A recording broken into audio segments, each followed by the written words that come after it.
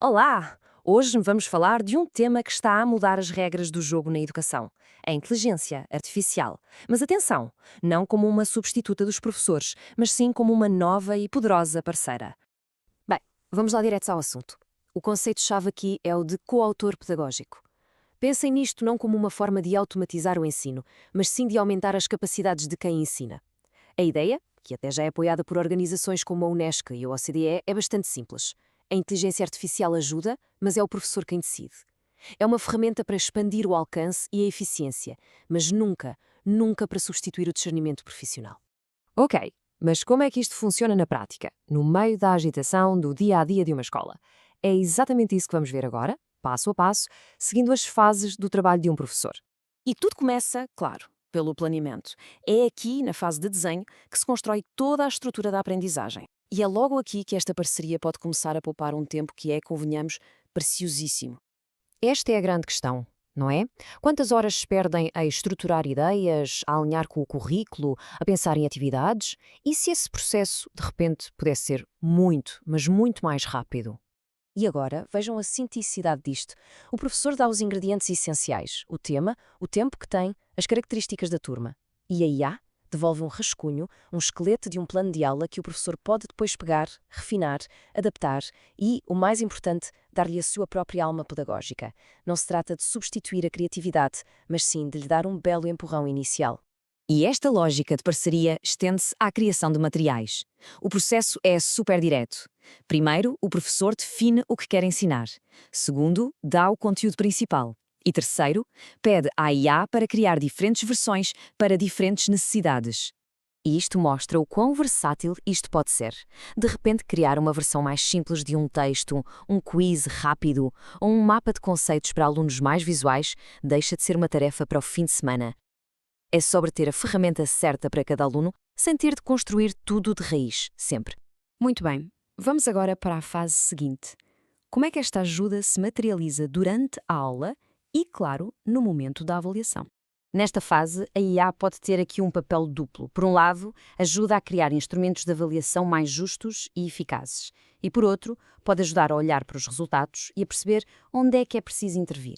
E aqui temos aplicações muito práticas. Imaginem poder gerar rúbricas detalhadas que tornam a avaliação mais transparente para todos. Ou criar várias versões da mesma pergunta para evitar o copia e cola. Pode até sugerir rascunhos de feedback que o professor depois personaliza, poupando imenso tempo em tarefas que são, por natureza, repetitivas. Mas atenção, e este ponto é absolutamente crucial. A tecnologia é uma assistente, não é o júri.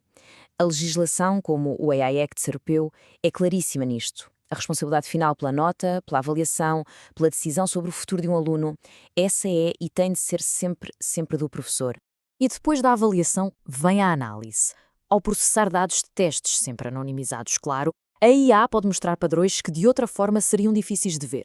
Este gráfico, por exemplo, mostra-nos de forma óbvia que o conceito B é o calcanhar daqueles da turma. Com esta informação, o professor pode intervir de forma quase cirúrgica. E claro, não podemos esquecer o poder da IA para a inclusão. Converter um texto em áudio para um aluno com dificuldades de leitura ou traduzir rapidamente umas instruções são coisas que se tornaram quase instantâneas e que tornam a sala de aula muito mais acessível para todos. Vamos agora para a terceira e última fase, aquela que toca numa das maiores fontes de frustração e cansaço dos professores, as intermináveis tarefas administrativas. A promessa aqui é muito simples, mais poderosa. Menos tempo a tratar de burocracias significa mais tempo e, principalmente, mais energia para aquilo que realmente interessa, ensinar e estar com os alunos. E os exemplos são do nosso dia-a-dia. Escrever o primeiro rascunho de um e-mail para os pais, fazer um resumo rápido da ata de uma reunião, criar uma checklist para um projeto. São aquelas pequenas tarefas que, somadas, roubam horas. A IA pode tratar desse primeiro esboço, libertando o professor para o trabalho de fundo. E a parceria não acaba na sala de aula. Um professor pode, por exemplo, pedir à IA para resumir os pontos-chave do último relatório da OCDE sobre avaliação. Funciona como um assistente de investigação pessoal, ajudando a manter a formação sempre em dia. Bom, já vimos o potencial, já vimos o como. Mas para que esta parceria funcione de forma segura e eficaz, é fundamental seguir algumas regras de ouro. E esta é, sem dúvida, a mais importante de todas. A proteção dos dados dos alunos é uma linha vermelha. Ponto final.